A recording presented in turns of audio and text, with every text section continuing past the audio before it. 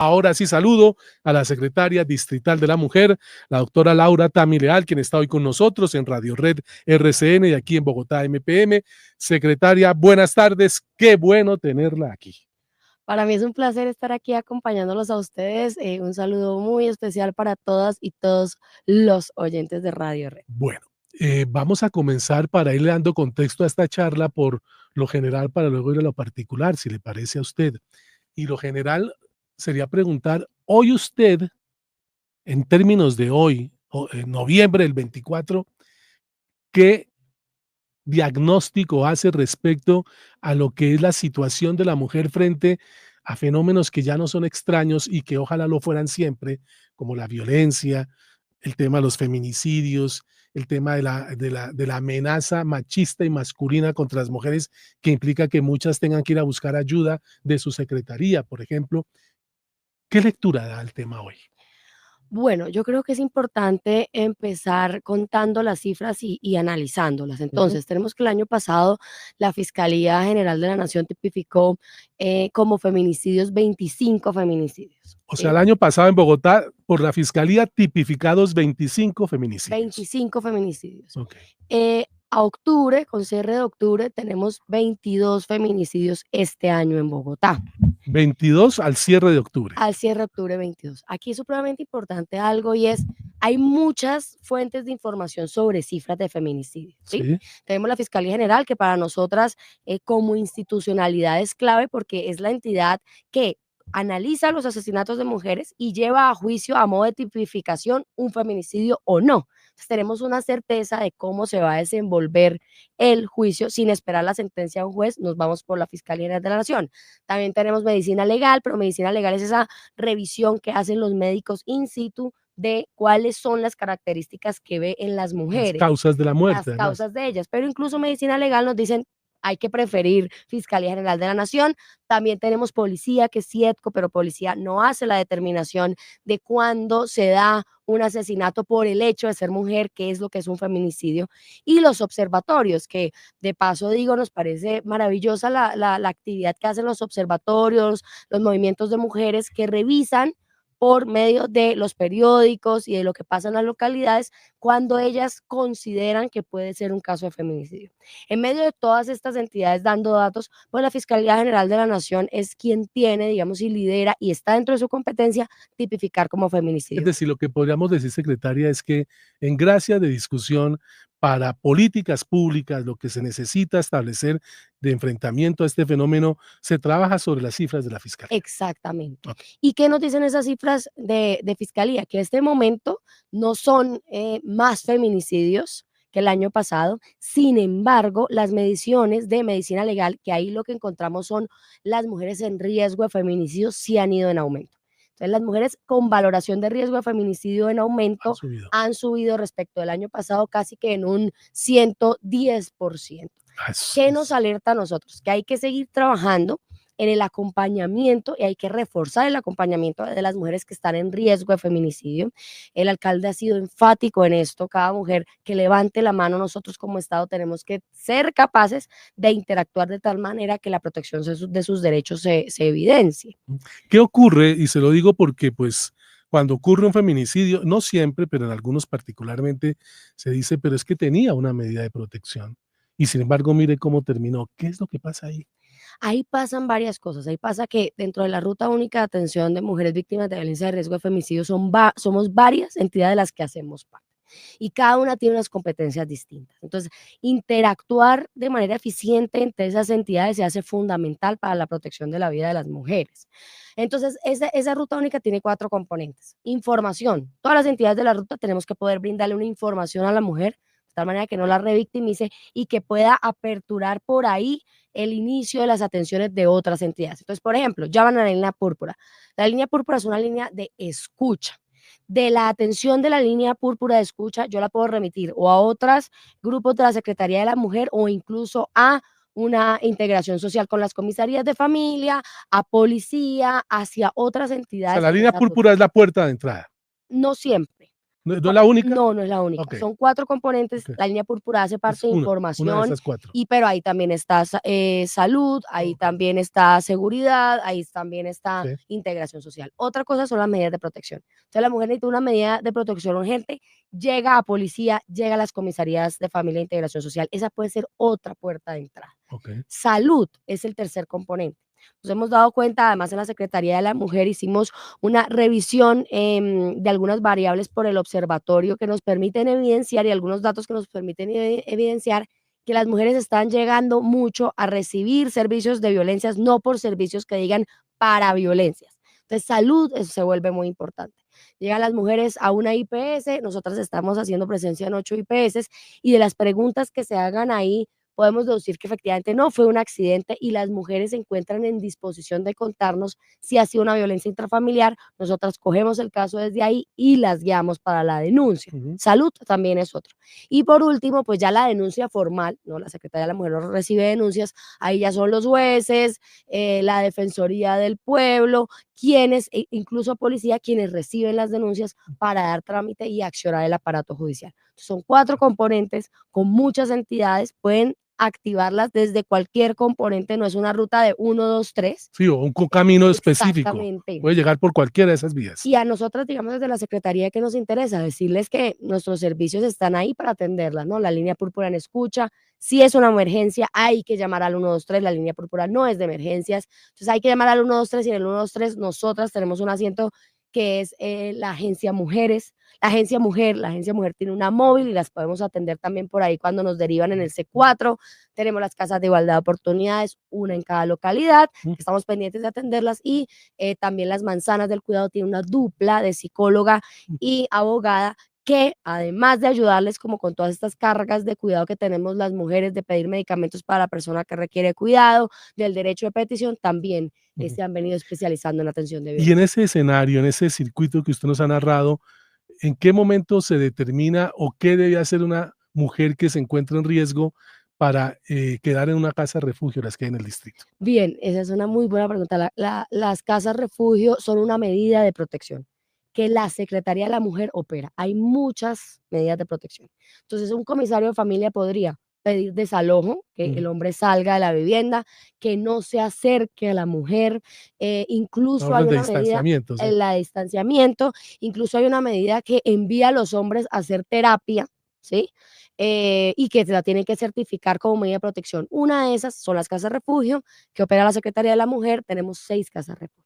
4 que operan con medida de protección, las que le estoy diciendo cuando un comisario Claro, sí. lo ordena. Claro, claro. Y también tenemos otra que sí medida de protección. ¿Qué quiere decir esto? Cuando llaman a los equipos de la Secretaría de Mujer, aceptan nuestra oferta institucional y una persona de nuestros equipos se da cuenta que la mujer está en riesgo de feminicidio, con la base de datos además que tenemos de medicina legal, podemos pedirlo, podemos sugerirle a la mujer que ingrese a nuestras casas de refugio sin necesidad de medida de protección, lo Ujú, cual lo hace pues muchísimo más eficiente y eficaz mientras alguien más hace una medida de ujú. protección. Entonces nosotros lo podemos hacer. Y otra que tiene enfoque rural para mujeres rurales y campesinas, que tiene todo este enfoque diferencial que nos parece muy chévere para que las mujeres no pierdan esto, pues digamos, a lo que se dedican dentro de la casa de refugio con sus procesos particulares. Que esta charla sirva para desmitificar cosas. Cuando se habla de las casas refugio, en algún voz a voz por la tradición oral se intenta hablar de que como que es un lugar de obligada estancia de la mujer, casi que como un reclusorio. Eso es importantísimo desmitificar los servicios. Entonces, lo primero, dicen, las mujeres ahí tienen que perder su trabajo. No, de ninguna manera. Nosotras le comunicamos a los empleadores la medida de protección que hay Ujú, para que puedan tener prioridad en lo virtual, ¿sí? Eso uno. Y dos, pedimos cambios de sedes. O sea, nosotras hacemos la interacción con el empleador para que no pierdan ese empleo y poder nosotras darle todas las alternativas para que la podamos proteger siguiendo, digamos, con manteniendo su trabajo. Lo segundo es que los niños y las niñas no pueden entrar o quedan desescolarizados tampoco.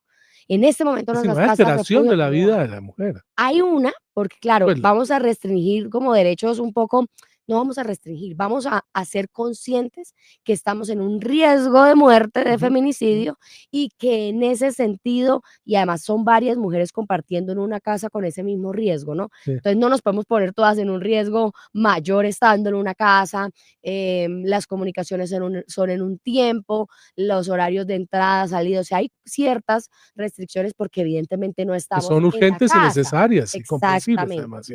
Los niños también, el equipo es súper comprometido, traslada, llamamos como a la institución educativa más cercana para conseguirles cupos cercanos y que los niños no queden desescolarizados. Son casas que nadie sabe, digamos, en dónde están, ni es Que es el deber que es lo decirlo, es aconsejable lo sí, aconsejable. claro. Entonces, y bueno, prestamos un servicio con Pero muchísima lo que sí se puede atención. saber es la población que está en esas casas refugio, ¿se puede más o menos decir un número? Sí, podrían ser 40 cupos por casa, Okey. que tenemos en este momento, más la de los niños y las niñas. En este momento no tenemos listas de espera, nuestro servicio se ha mantenido sin lista de espera ya los últimos 3 años, entonces por eso consideramos ¿Eso que es habla bien o importante. mal del fenómeno? Que no da lista de espera. Eso me parece un análisis que podríamos hacer desde varios puntos de vista.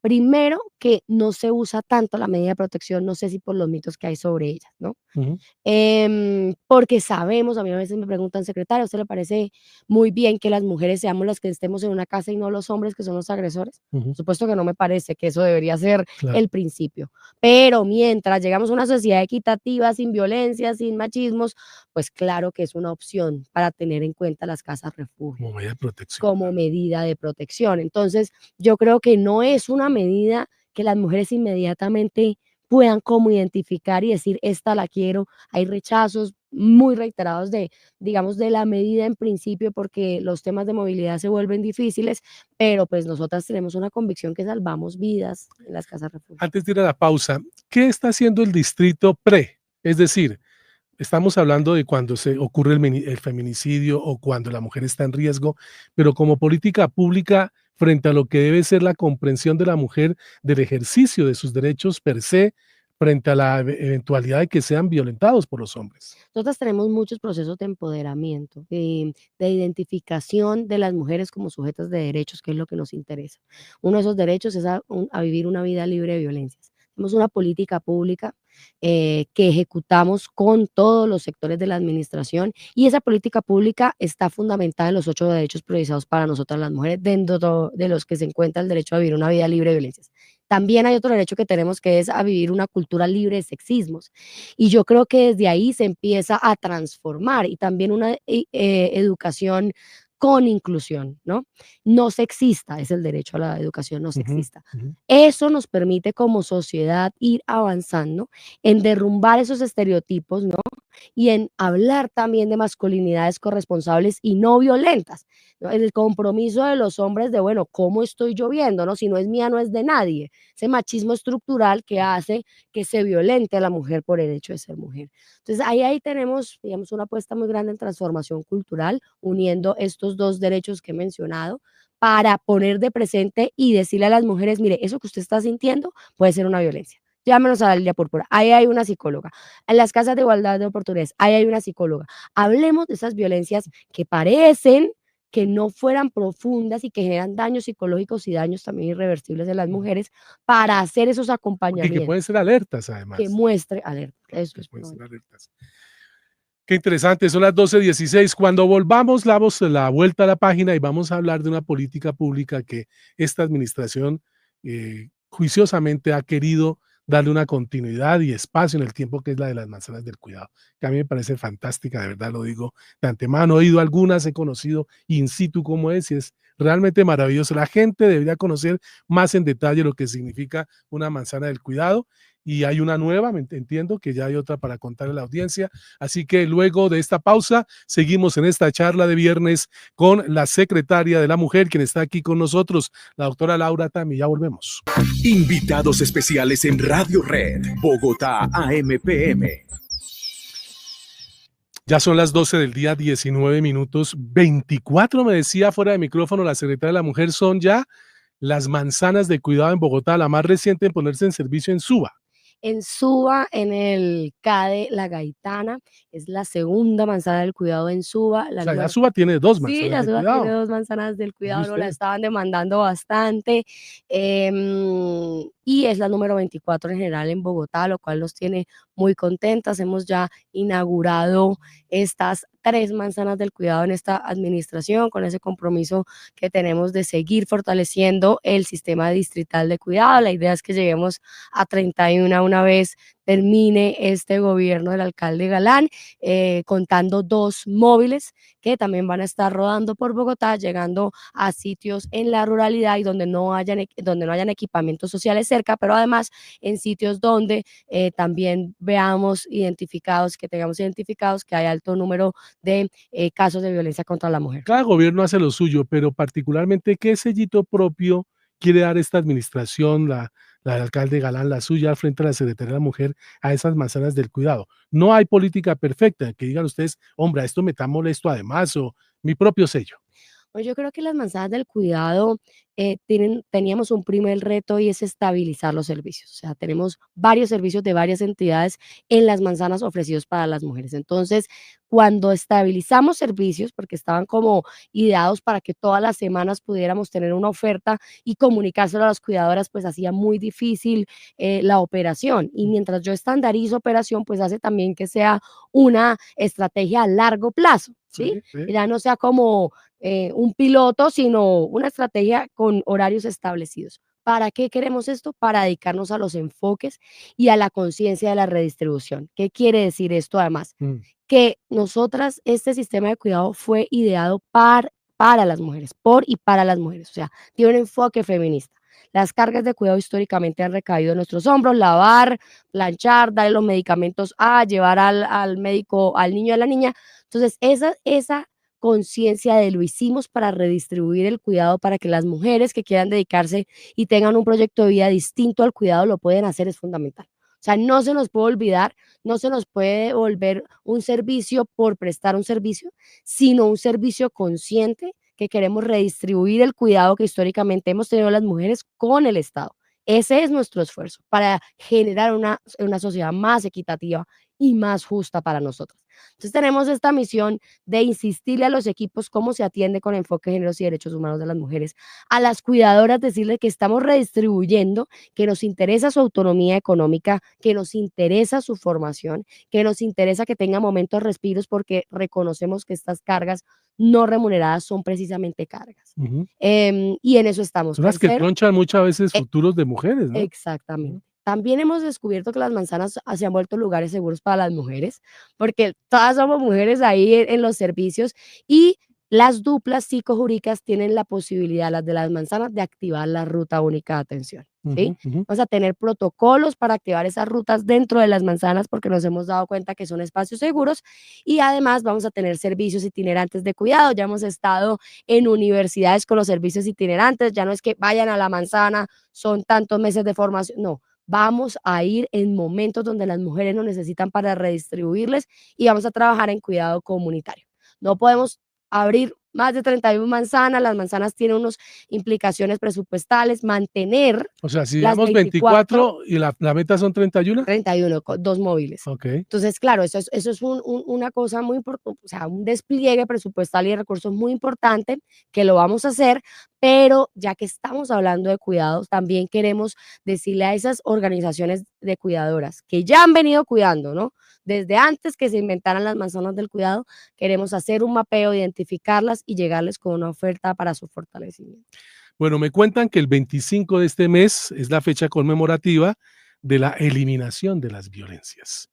Y en ese contexto, ¿qué tiene planteado el distrito frente a esta fecha y en general para seguir enfrentando la violencia contra la mujer? Bueno, esta fecha nos vamos a ir con una apuesta para visibilizar el acoso sexual y otro tipo de violencias que recibimos las mujeres en transporte en espacio público. Mm, Vamos a estar en una estación de Transmilenio ujú. con una exposición fotográfica itinerante que nos va a mostrar desde ahí cómo se ven esas violencias en el transporte y en el espacio público. Esto lo hemos construido con la Universidad del Bosque, hemos tenido Transmilabs con mujeres usuarias de Transmilenio para que nos contemos cómo son esas violencias en el transporte público. Entonces, vamos a estar ahí, también vamos a lanzar el lanzamiento de unos cómics bien pedagógicos, porque es una violencia que como es en el momento y no tiene una sanción tan inmediata, entonces pareciera que no es violencia, ¿no? Esos piropos, esos tocamientos, esas actitudes en el transporte público que son acoso y se llama así, pero hay que visibilizarlas.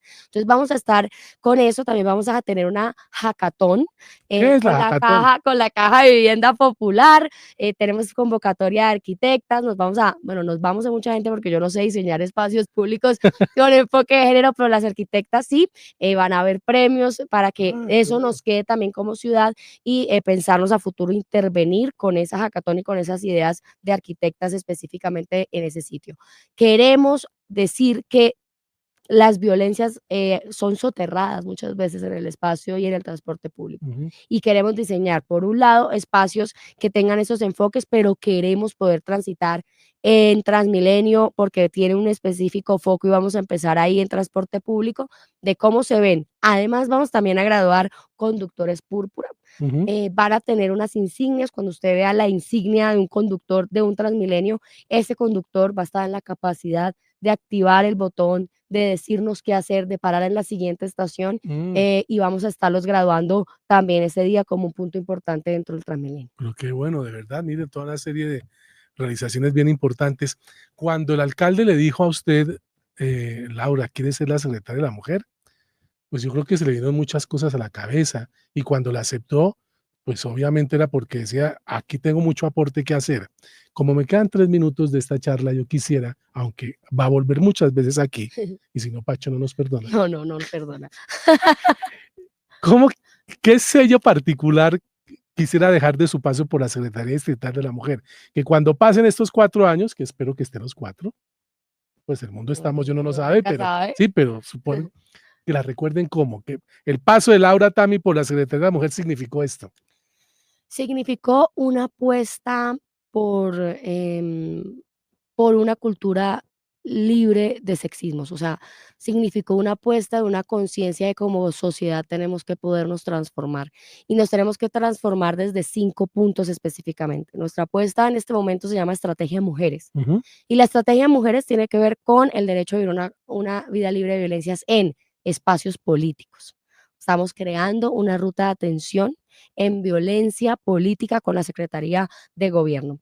El Esa es Consejo novedosa, porque a eso veces es no muy se mira mucho, novedoso, ¿no? eso es muy novedoso. En el Sí. Consejo, en el Congreso, en las juntas administradoras locales, no llegamos a un 30% de representación y las voces de las mujeres son importantes para decidir el rumbo de la sociedad. Entonces queremos hacer presencia ahí. En el transporte en espacio público es el segundo eje, por eso nos vamos a ir con Transmilenio y el 25N.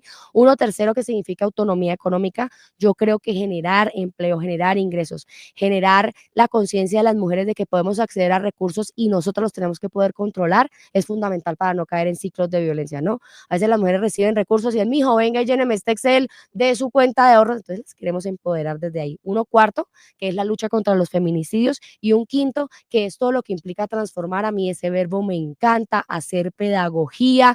No le podemos exigir un comportamiento específicamente a los hombres si no les decimos por qué no está bien lo que dicen y lo que hacen. Entonces yo sí creo que sobre la mesa se tienen que poder poner a los hombres para poder decirle, mire, esto está mal porque esto es machista, esto obedece una estructura. Estás aumentando estereotipos cuando dices eso. Y esa pedagogía, yo siempre he creído en poder hacer pedagogía. Nunca tengo que decírselo a quienes nos escucharon en la radio, porque quienes nos han seguido en las redes sociales lo han podido observar. En todo el diálogo, nunca se le apagó el brillo en los ojos a la secretaria de estar hablando con tanto énfasis y tanto empoderamiento del tema que le toca manejar el distrito. Y eso habla bien de lo que es un compromiso frente a un reto como este, que es visibilizar a la mujer en todos los estadios donde a veces está invisibilizada, pero además estar siempre replicando ese mensaje que las mujeres tienen derechos y como tal son inviolables. Y esto que los hombres lo tengan no en cuenta, sino que lo practiquen. Secretaria, gracias por haber estado con nosotros. Gracias a ti por invitarme. Un saludo muy especial a Pacho, que fue el que insistentemente me trajo hasta aquí. Sí, ese hombre se ganó este mundo ahí, porque insistente sí es. Pero qué bueno tenerla aquí y las puertas están abiertas, ya lo saben, para que cada vez que tengan buenas nuevas como las que hoy compartió a los oyentes, se las venga a contar a la audiencia. Gracias, muchas Vale. gracias.